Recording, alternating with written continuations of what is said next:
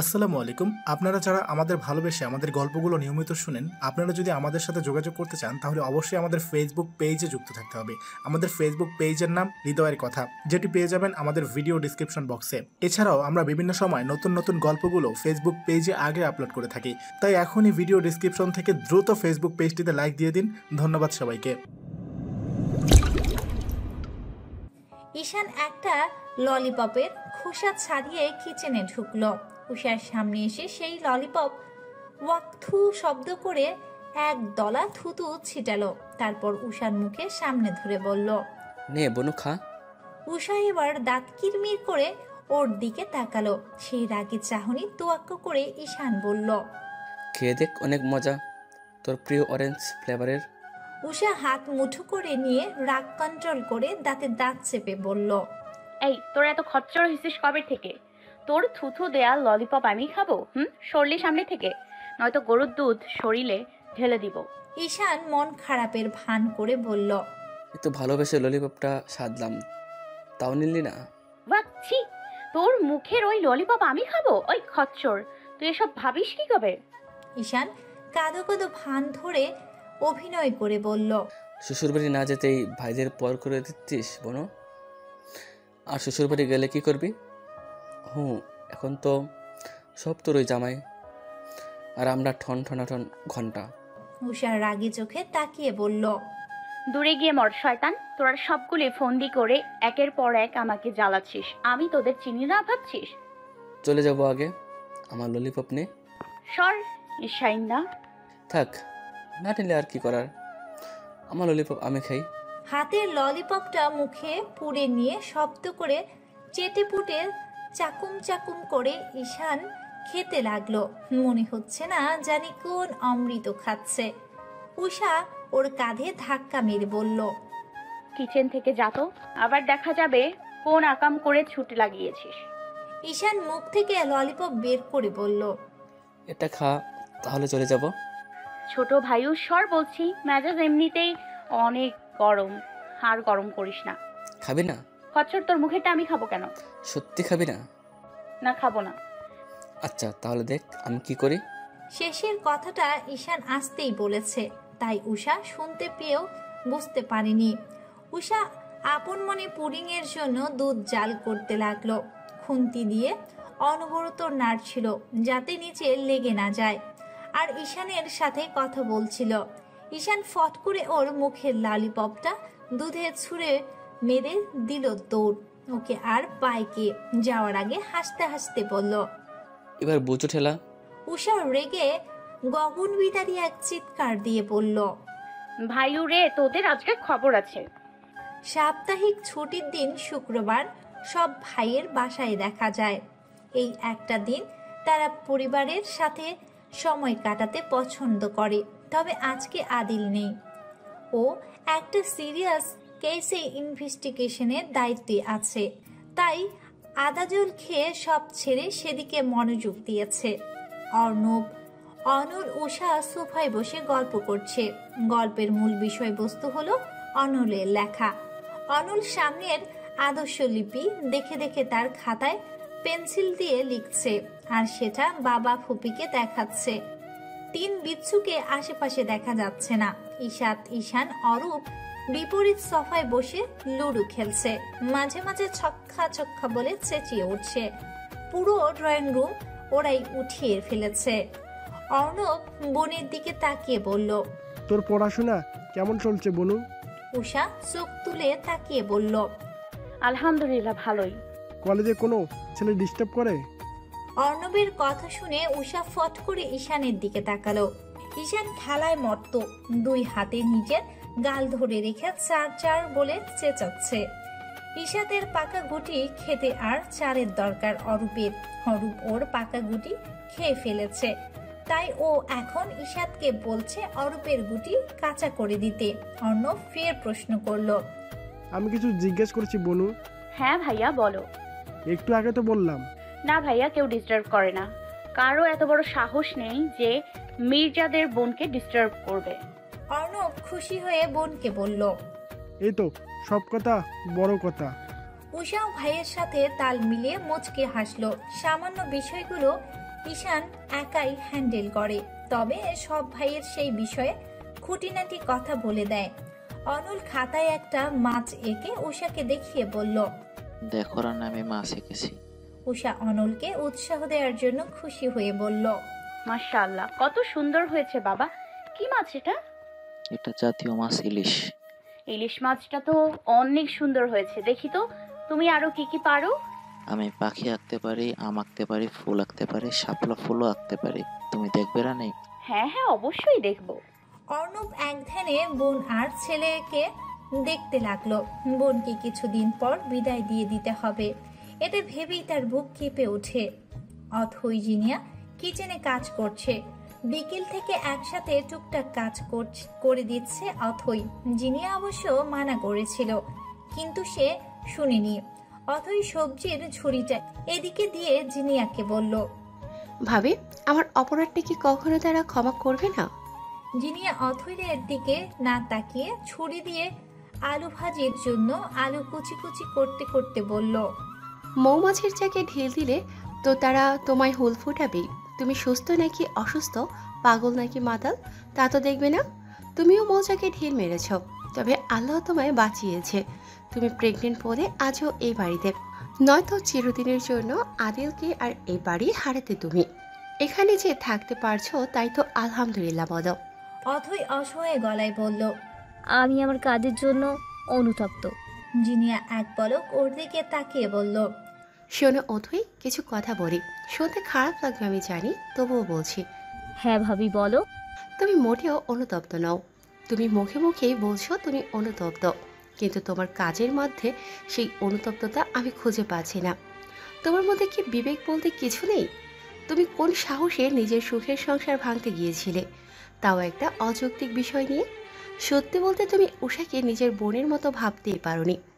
যদি ভাবতে পারতে তাহলে কখনো এসব কথা চিন্তা করতে পারতে না। তোমার ওপর আমার নিজেরও অনেক রাগ হয়েছিল। কোন টাইপের মানুষ তুমি? তুমি তো নিম্নবিত্ত পরিবার থেকে এসেছ। কখনো কি তোমার পরিবার কিংবা তোমার স্ট্যাটাস নিয়ে কেউ কথা বলেছে বলো? কেউ বলেনি। তোমার নিজের মানুষ বলে সবাই আপন করে নিয়েছে, কিন্তু তুমি কি করে তাদের বিশ্বাস ভেঙে তাদের কলিজার টুকরোর বোনকে আঘাত দিলে?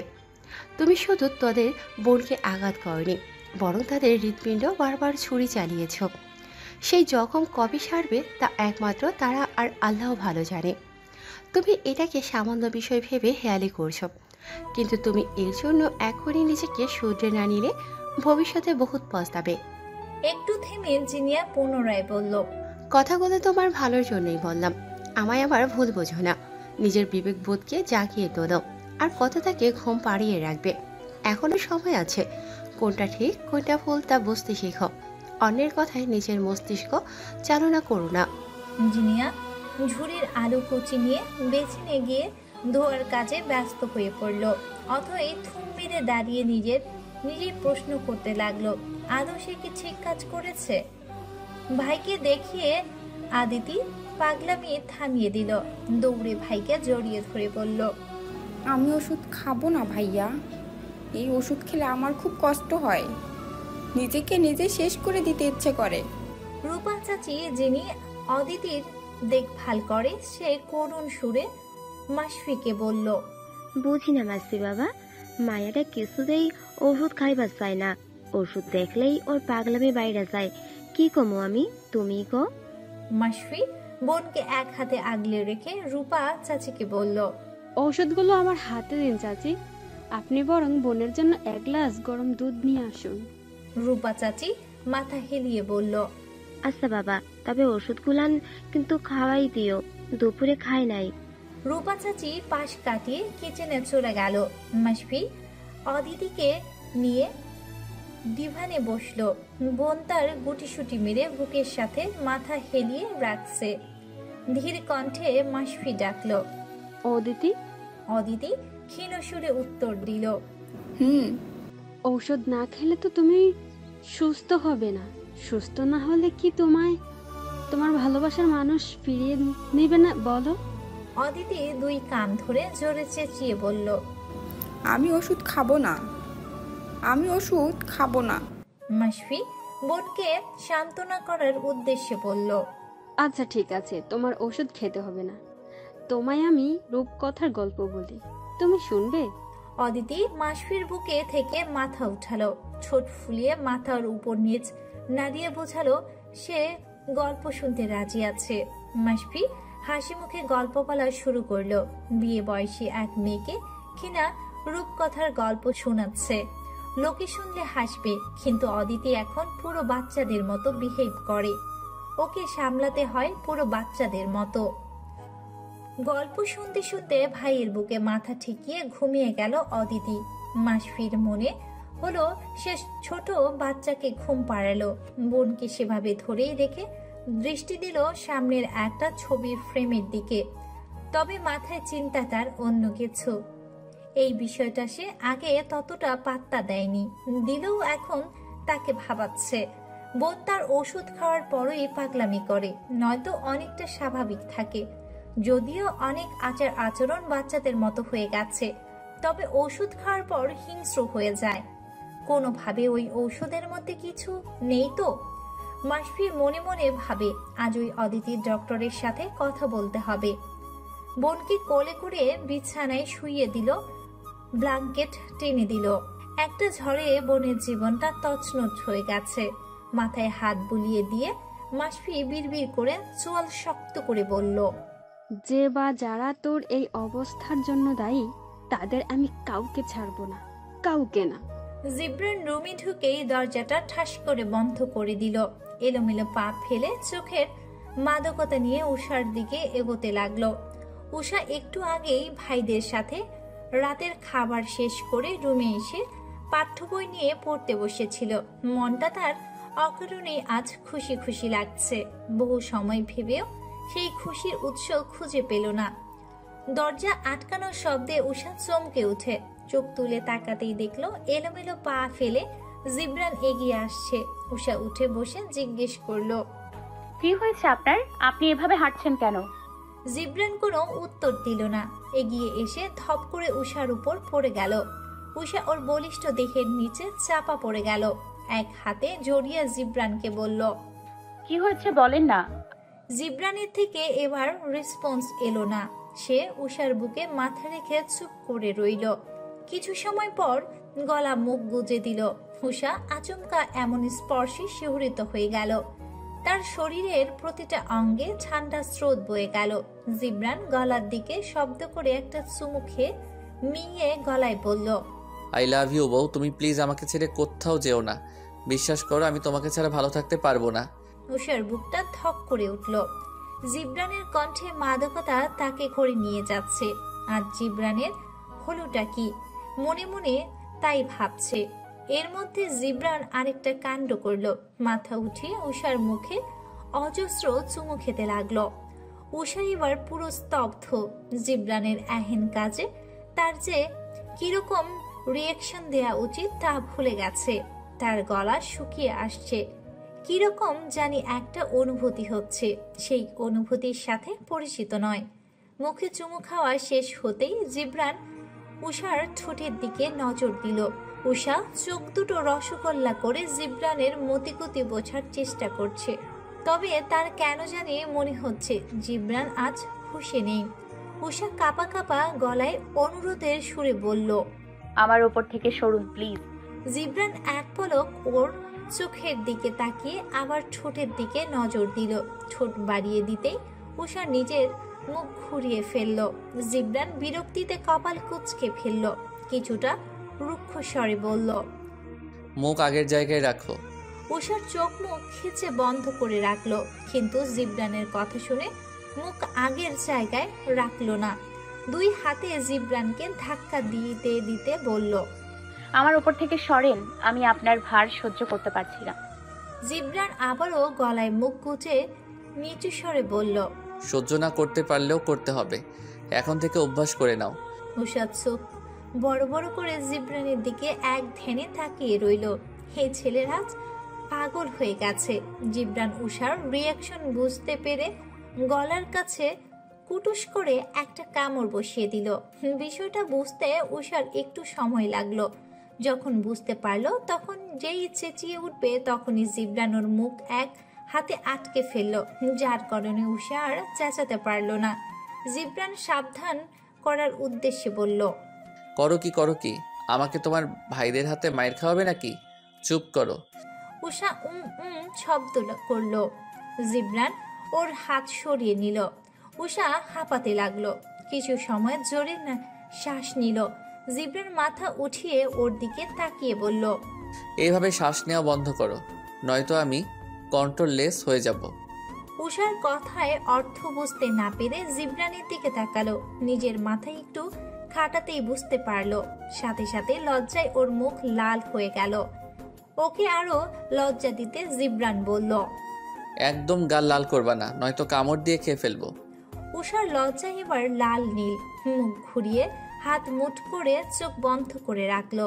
জিবরান পূর্বের নেই উষার বুকে মাথা রেখে চুপ করে রইল। কিছু সময় কাটার পর জিবরান ধীর গলায় বলল, উষা রানী, আজ রাতে আমার হবে। আমি তোমাকে সারা জীবনের জন্য নিজের করে নিতে চাই। পুরো কথাটা কর্ণগোচর হতেই উষার হৃদযন্ত্র বন্ধ হওয়ার যোগান।